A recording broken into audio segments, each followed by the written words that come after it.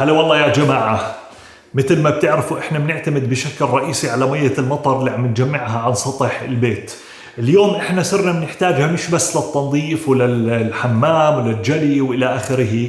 الزراعة كمان بتحتاج كمية مي جيدة، تحديدا مع فترات الشوب اللي عم نفوت عليها وعم بيجينا فترات جفاف ايضا. فركبت الرين بارل الصغير هذا اللي هون، بس كان لازم الاقي طريقة ذكية اني اقدر اسحب منه مي عشان اقدر استخدمها للزراعة. فعشان هيك قاعد عم بعمل مضخة مي متنقلة. هاي المضخة بدها تكون اندبندنت، بدها تشتغل على السولار سيستم، ما راح تكون مشبوكة لا بكهرباء ولا بإشي، فبصير اقدر احركها. اذا نجحت راح احط تنكات زي هاد باكثر من موقع بالارض عشان اصير وين ما اروح اقدر اشبك هالمضخة واسقي المنطقة اللي هو فيها. رحت جبت شوية اغراض كانوا ناقصيني بدي اكملها، ضل علي تشبيك اسلاك كهرباء والهوك ابس تبعون المي وبنكون جاهزين عشان نجربها.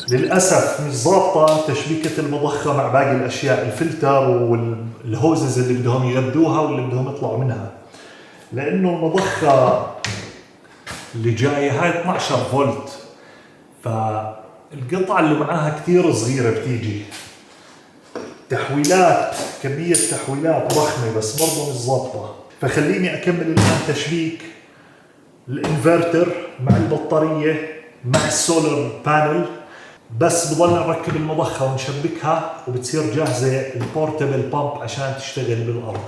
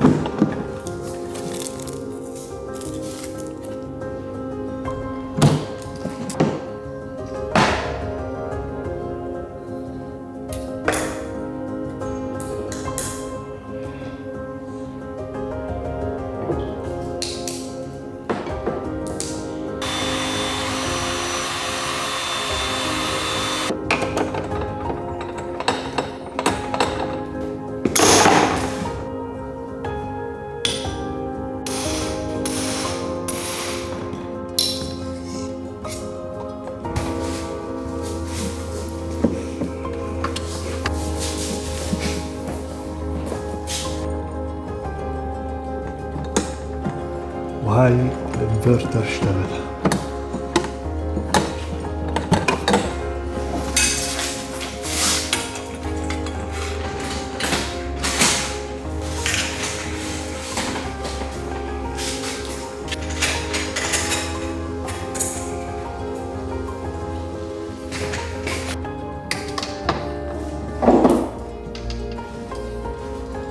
لا كلا كلا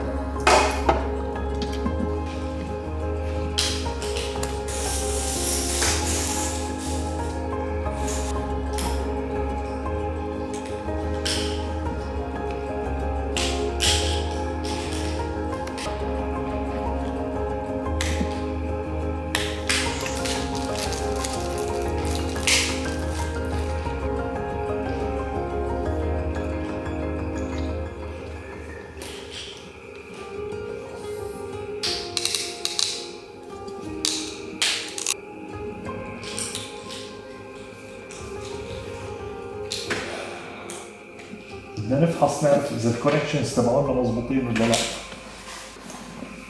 لا صاير بروفيشنال عندك هاي الأجهزة وبصير شو بعرفش استعمله فكرة، بعرف وبس عندي يعني زيت مختص يعني. كيف 14 فولت معناته الشبك مزبوط. وهي سالب وهات موجب.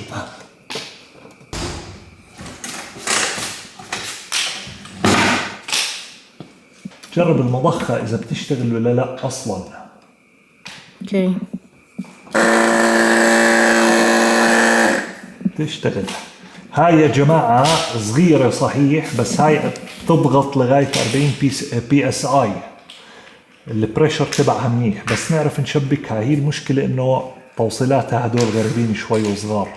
وهيك صار في عندنا ستيشن كهرباء متنقلة ضايل علينا شو المضخة، نلاقي التوصيلات تبعتها وصيها، بس توصل نرجع نشبكها. بكرة الصبح نجربها نشوف إذا رح تشحن ولا لا.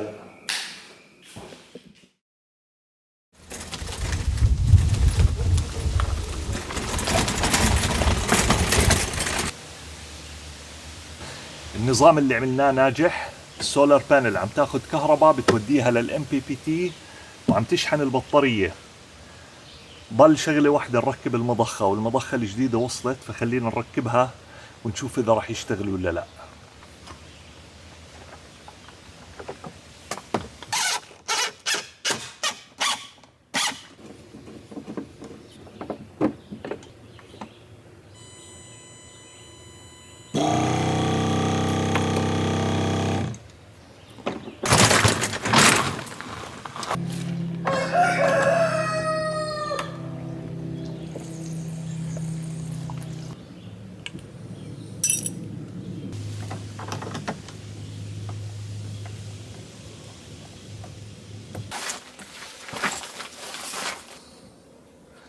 شوف الآن إذا رح تبني بريشر،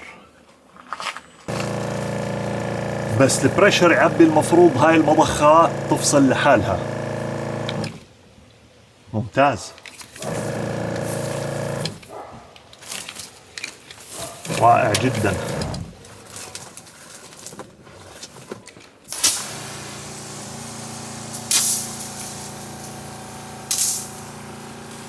بيرفكت، ضخ ممتاز جدا، افضل مما كنت اتوقع.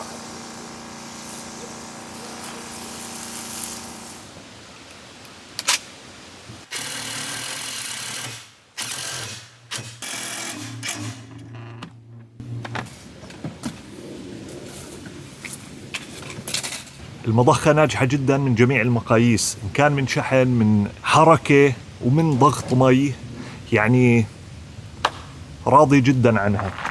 الآن بقدر أنقلها وين ما بدي، حتى بقدر أنزل الهوز هذا جوا البوند. إذا في يوم من الأيام اضطريت أسحب مي من البوند، بقدر أحط الهوز جوا البوند، أشغلها وأضخ مي منها. عشان أقدر أبني هذا المشروع كان بلزمني بطارية حجم صغير بقدرة عالية، ونشكر شركة لي تايم اللي هم السبونسر تبع هذا الأسبوع. أغلب الكومبوننتس الكهربائية بهذا المشروع هي من لي تايم. لي تايم في عندهم مجموعة بطاريات كبيرة، إن كان من أحجام، من موديلات، ومن استخدامات مختلفة. عندهم بطاريات إذا الواحد بده يبني مشاريع زي هيك 12 فولت، 24 فولت، و48 فولت. لي تايم اكسترا ميني باتري رائعة جدا لمشاريع زي هيك، دي اي واي. اخف واصغر بطارية ليثيوم ايرون فوسفيت موجودة بالسوق حاليا. هاي البطارية سعتها 100 امبير، 12 فولت، يعني قدرتها 1200 واط اور. مبنية بالنظام الجديد اللي ممكن توصل لصفر وترجع تشحن ل100% بدون ما تأثر نهائيا على البطارية أو على قدرتها أو على العمر الافتراضي تبعها. وهاي ريتد ل 4000 سايكل، يعني 4000 مرة منفضيها ومنشحنها فل. يعني لو كل أسبوع مرة فرغت البطارية على الآخر ورجعت شحنتها فل، راح تعيش معاي تقريبا 70 سنة. وبهذا الحجم وزنها فقط 8 وشوي كيلو، 20 باوند. هاي البطارية فيها BMS الباتري مانجمنت سيستم اللي بيحميها من أي ضرر خارجي إن كان اوفر تشارج أو إنها تشحن بدرجة حرارة كتير باردة. BMS اللي فيها بيقطع الشحن لحد ما ترجع درجة الحرارة معتدلة أو مناسبة إنها ترجع تشتغل، فبالتالي قدروا يضيفوا عليها نظام البلوتوث حتى نقدر نشبك من خلال التطبيق، نراقب البطارية، نشوف قديش عم تسحب، نشوف قديش شحنات، بالإضافة لقديش فيها كهرباء والستيت اوف تشارج تبعها. وبتقدروا اليوم تستفيدوا من البرايم ايفنت اللي عاملينه، في عندهم خصومات كتير حلوة. بتقدروا تشوفوا التفاصيل أكتر من خلال اللينك الموجود بالديسكربشن. ويلا نرجع على المودينج.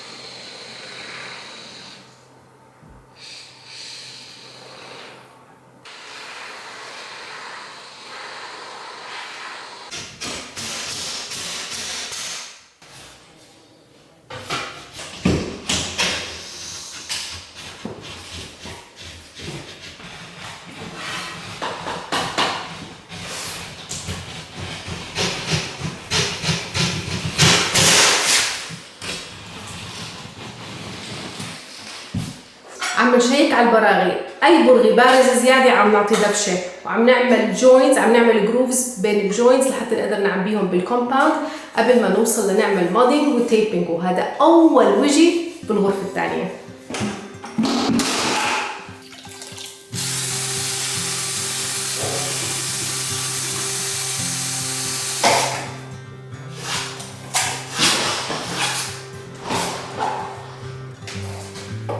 وهاي أول جوينت لهذا الأسبوع.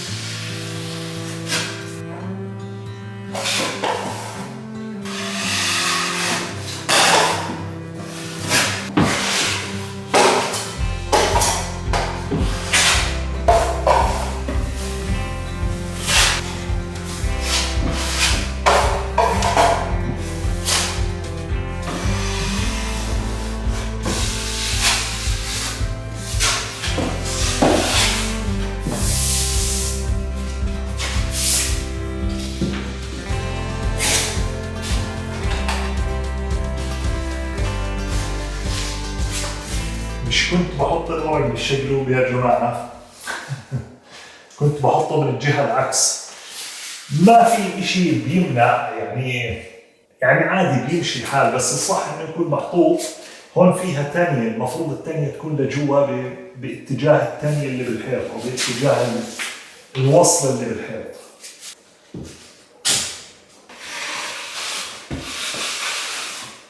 في تطور بالشغل وطريقة الشغل، وبلشت شوي ايدينا تاخذ اكثر على المشحاف، المعجونة والزيت،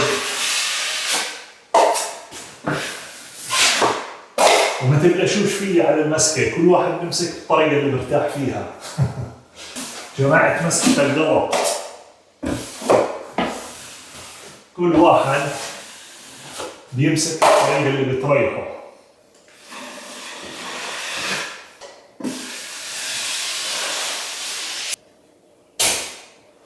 للناس اللي مش كتير فاهمة موضوع المعجنة، هو باختصار المطلوب منه يعمل الحيط مستوي ويسكر الفراغات، وبنحط هذا اللاصق البيبر تيب عشان بالمستقبل إذا صار في أي تمدد وتقوس هذا التيب بيمسك اللوحين مع بعض عشان ما يسمح للكراكس تظهر.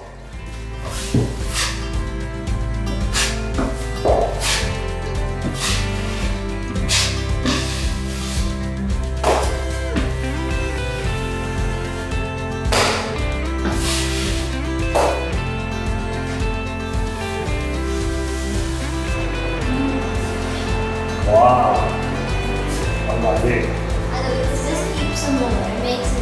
عرفت بطلع تقطع الدور اللي بعده واللي بعده واللي بعده، بس ما خلصت لك كل البراغي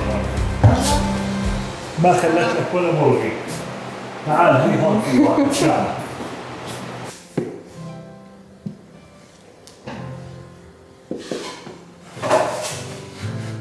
برافو عليك.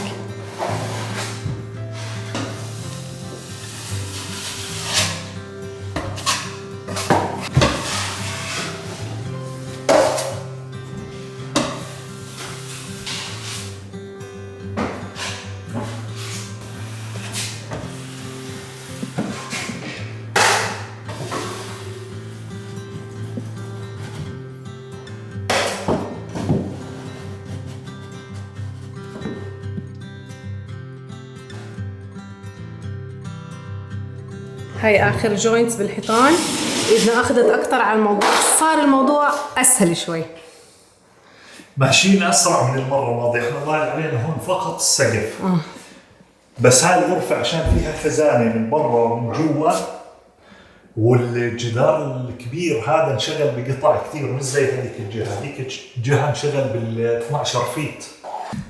البدائل طبعا يعني معلم. ياخذ وقت. البراغي almost done. بس في اشي بهالغرفة رح يكون شوي مختلف، هي الزوايا الداخلية. هون هاي زوايا خارجيه بسموها. هاي زوايا خارجية. الداخليه اللي هي بتيجي بزاويه الغرفه. في عنا زوايا خارجية وهدول بتلبسوا بطريقة مختلفة. هدول بده يركب عليهم زوايا حديد. نعم.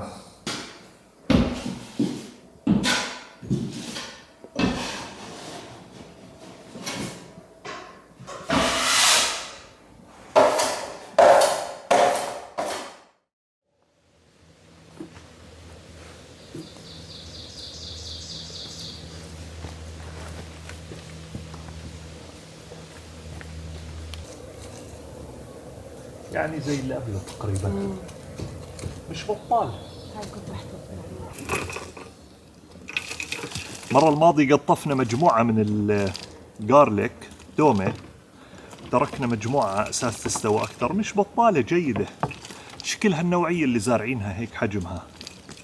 أكثر من حدا حكى اطعج العرق، طعجته بس رجع لحاله ارتفع.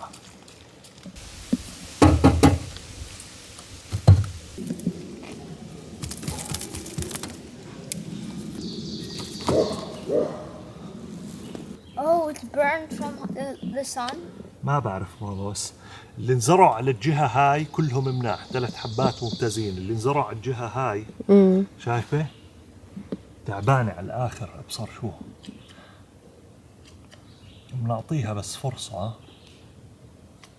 بلكي رجعت طلعت. يلا بدنا نلقط البازلات. But did you pick the blueberry?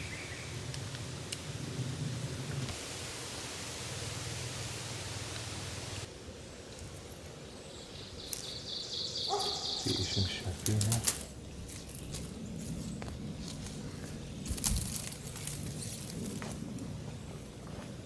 يلا امسك اسحب. عين عليك. لسه بيكبر شوي هذا على فكرة إذا بنتركه. نخليها هاي ناشفة.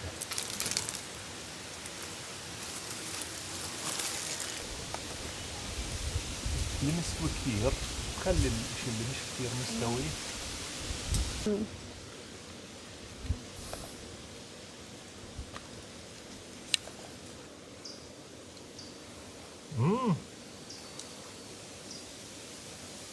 الكبير المستوي ذاكي كثير، خليهم لسه صغار بابا.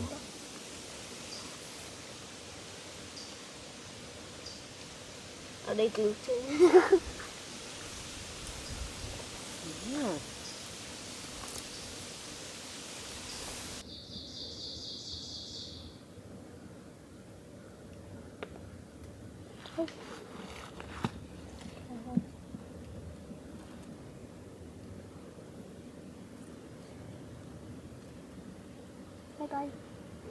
جابانيز بيتلز بلشوا يبينوا هيهم. هاي أول ظهور.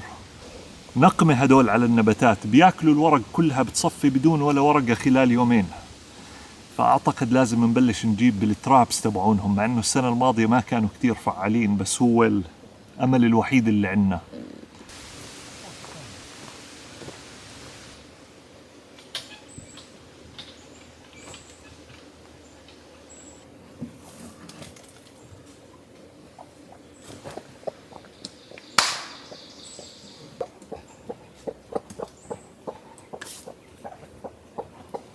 هاي الدجاجة صلها تقريبا شهر وشوي راقدة، مصرة بدها تضل راكدة، واحنا ما ضل عنا كتير دجاج. هون الدجاج الكبير ضايل 4 دجاجات، وهاي راقدة بتبيضش يعني. فهدول حصيلة 3 أو 4 أيام، 4 بيضات. صار في عنا صصان، يعني احنا مش بحاجة هلا نقعد نفرخ، مع انها هاي كونسيستنت مستمرة قاعدة وعم بتضلها جوا الكوب بس بفش بيض.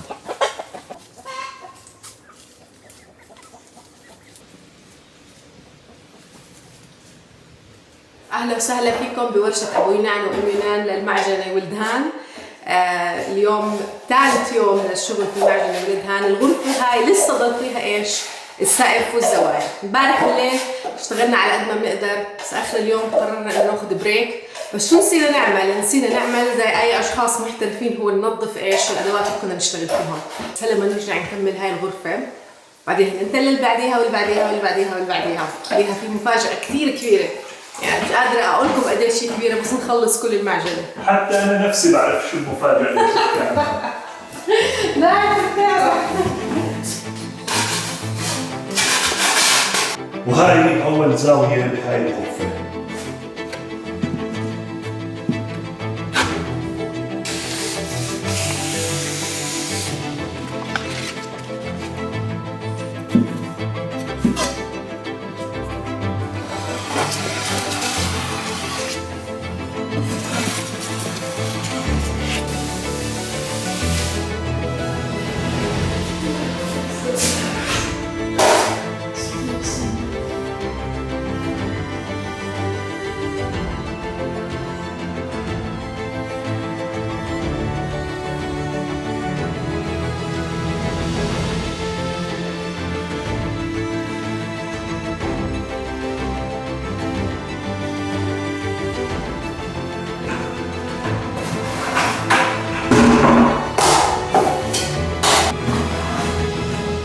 خلصنا واحدة كاملة. أول باكت.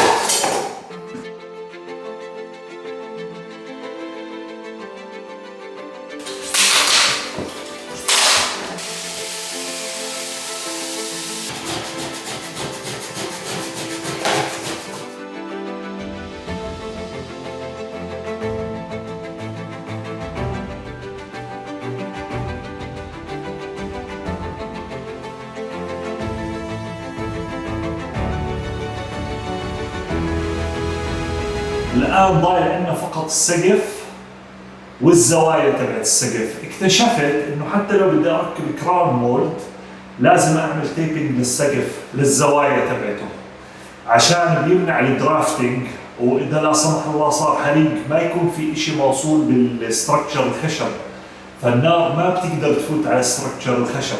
يعني باختصار ببطئ انتقال النار. لذلك لازم الزوايا كلها تتسكر ونحط عليها تيب حتى لو بدنا نركب الكراون مولد.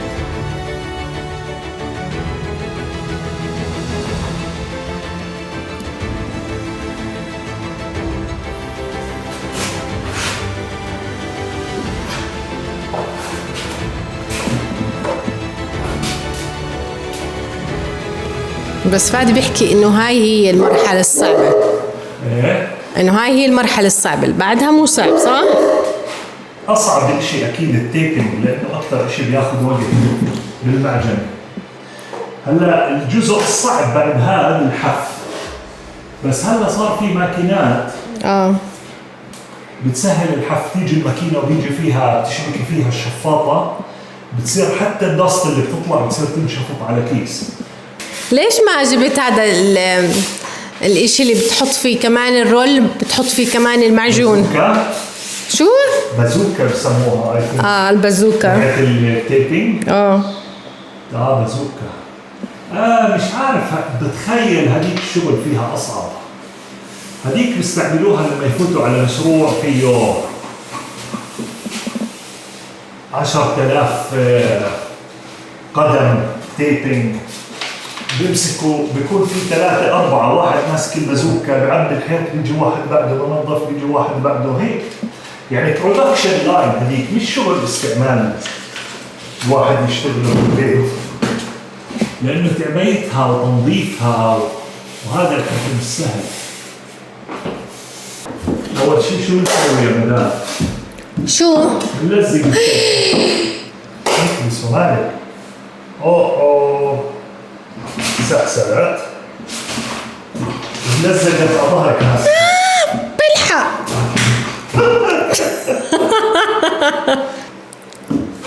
ما بدك تخليني اعمل جوينتس؟ شلون التقضية تجربي؟ اوكي. بدي اسرع، بدي اساعد، بدي اعمل غرفة تانية وابلش فيها وهيك. مش متأكد إذا تسرع وتساعد. انت واثقة قوي.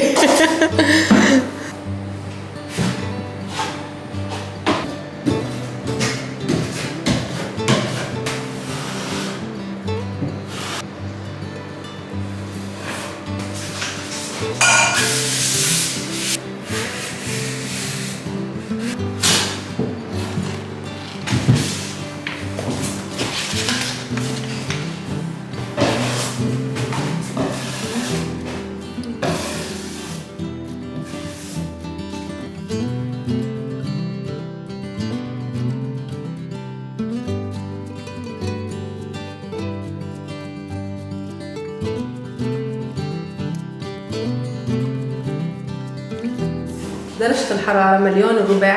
جزء هذا هو الشيء الوحيد اللي بنغص على موضوع الشغل. والله تحكيش قدام أهل الخليج قديش الحرارة. يعني هلا احنا عندنا رطوبة عالية، بس درجة الحرارة يعني مقبولة، بس الرطوبة كثير عالية. عشان ما نتبهدل. شوف كيف تغيرت النظرة على السريع. عم نشتغل على الزوايا، هلا رح ابلش اساعد فادي في موضوع الزوايا فوق، عشان بس نخلص الزوايا بنكون خلصنا الغرفة الثانية، بعدين ننتقل اللي بعديها. هانت ما ضل شيء. الله يسعد الهواء.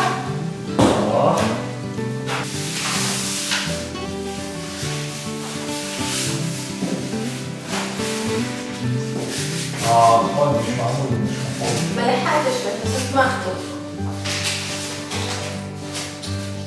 طب بدنا شو في هاي معنا؟ لازم يكون خلص. خلينا نكمل هاي. لا احنا لسه هناك. لسه معنا. لا مبسوط. خلاص. خلاص بس بدك ترتيب هون عشان ما ينزلش ما يوقعش. اوكي.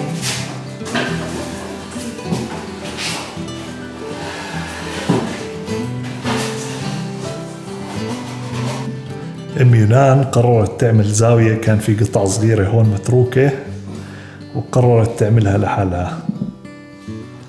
شو بتقولوا؟ بتزبطها ولا ما بتزبطها؟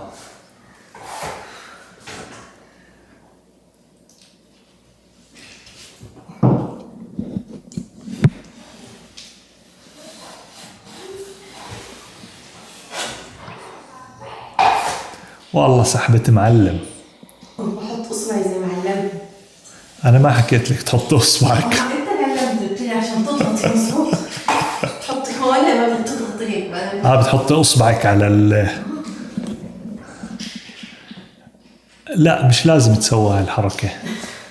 اسحبي بالعكس، اسحبي على الشمال واسحبي على اليمين عشان تطلعي كل الهواء اللي تحتها. ايوه، خلي ايدك مايلة قد ما بتقدري، واسحبي خط طويل، ما تسحبي بس سحبة صغيرة. اوكي. لا هيك كثير صغيرة السحبة. لا اصلا هي هون اخذتها خلص. كل حال. هاي هي. لقد هارمنا.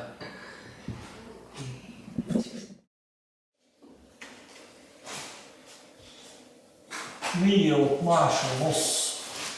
تحديثات عن ورشة أبو يونان وأم يونان. أول إشي إحنا صرنا مور بروفيشنال، يعني الشغل صار يمشي على أسرع وأنا بلشت أمعجن.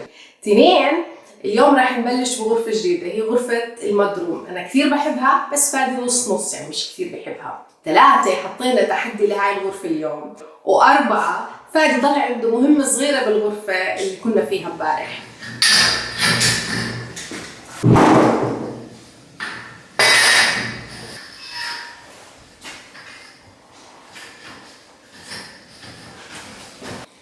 وتركي هذا اذا ما يكبش مستقيم راح يصير في عندنا كورنر اعوج اذا ما عرفناش الوقت.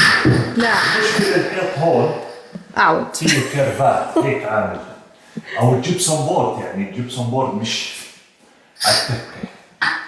اول اشي هذا بنحط على الزوايا عشان يطلع الزاويه تكون نظيفه، لما الواحد يطلع على زاويه ويشوف زاويه، ولانه الزوايا ممكن يتخبطوا اكثر شيء والجبسون بورد طري فممكن ينكسر مع اي خطه الواحد حمل له غرض طالع من الغرفه بخبط فيها تنكسر. هاي الزاويه بتعطي شيب شكل وبتحمي الزاويه، وعشان اذا حدا وقع وخبط فيها ينفشخ مش ولازم يكون متساوي على جميع الجهات، يعني بس نيجي نحط هاي هون بيكون في عندنا فراغ لازم يكون متساوي من هاي الجهة. هلا هون عندنا درب متساوي فبدنا نضل نلعب بالكورنر لحد ما نوصل للنتيجة المرضية.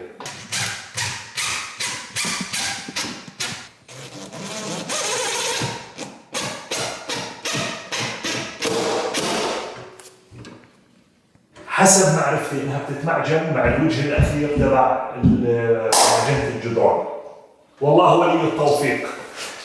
شغلتين، اول شغله الشبابيك ما راح يركب عليهم جبسون بورد او حوالين الشبابيك الاطارات، لانها منطقه في عليها حركه كثير، ممكن حدا يحط اجره يدعس، ممكن ينحط قواوير او اي شيء او تنخبط، فما بنحط عليها جبسون بورد. هاي راح تتفنش لما نشطب البيت بخشب ترم. الزاويه اللي عملتها امي نان امبارح اخر اليوم ممتازه، بس انا رجعت عدتها. ما عرفت عادة الإنشاء طيب اليوم فرجينا الشغل الصح. شوف اوكي موافقة. بدها تبلش تعمل معجنة معاي للسيمز أو للوصلات. شوف كيف بدها تطلع معاها، عم تتعلم قاعدة.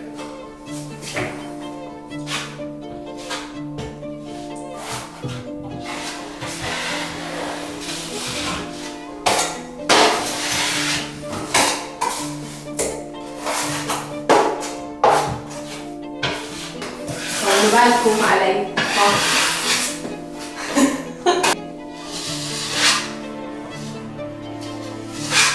يعني بطلت على نصها. هي نص ما شاف الخط. هذا النص هيك، بس بدك تمسكي هاي تعدليها. اوكي يلا. اكنسي منيح. هديت. اوكي. تمام؟ وبعدين بدك من فوق أول شيء تمسكيها من فوق، واللي بيطلع معك زيادة ارجع تسحبي عليها. تأكدي إنها من فوق صارت تمام. مش عاجبني. الوصلات بأول واجهة مع جنوب، يلا ننتقل للواجهة المقابلة.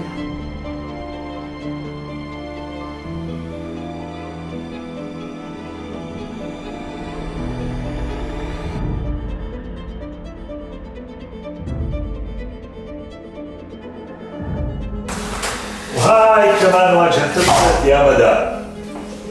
وين ننتقل هلا على هاي الواجهة اللي فيها الباب؟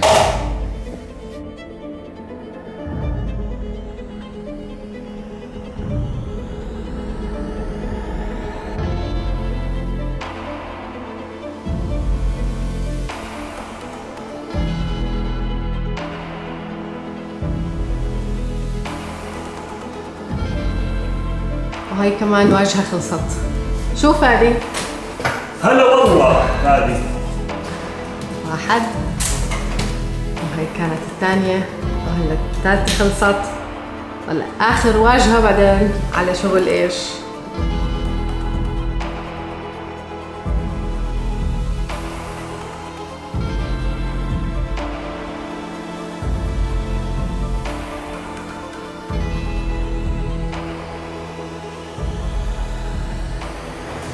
ارفع شوي، ارفع عشان السلك شوي. تمام.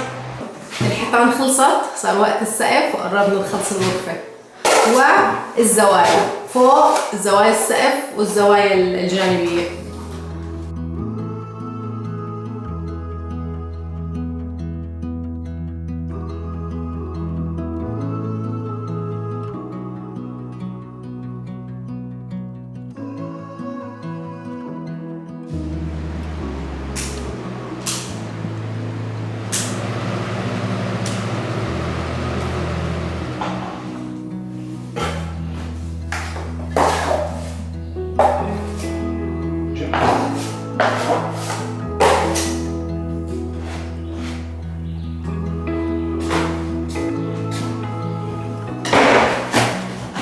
يلا مدام، زوايا ضايع عندنا فقط زوايا بهاي الغرفة بنكون شطبناها. يلا وين علبتك؟ جاهزة.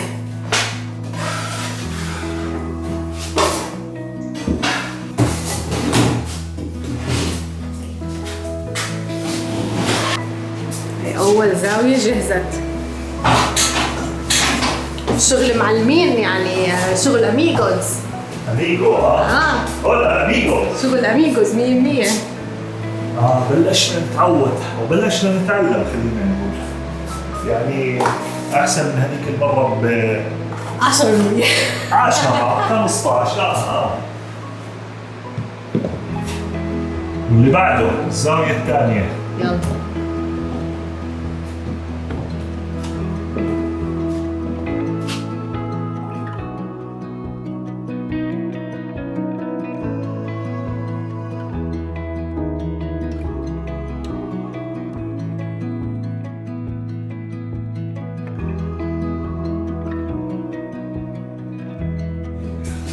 خلاص آخر إشي. آخر زاوية في المودينج روم يا مدام.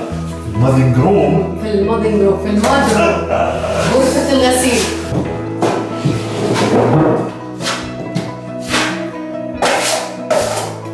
قبل 6 شهور كنا قاعدين عم نشتغل بهاي الغرفة بالضبط على هذا تبع الكهرباء.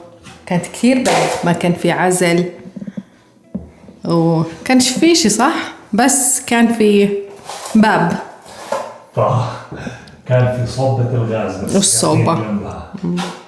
كم شهر راح تصيري تحكي كنا بالصيف عم نشتغل بهاي الغرفة بنعمل ماد وفاطسين شوب. يا رب يكون وقتها في غسالة ونشافة هون. بيكون هون غسالة مع نشافة.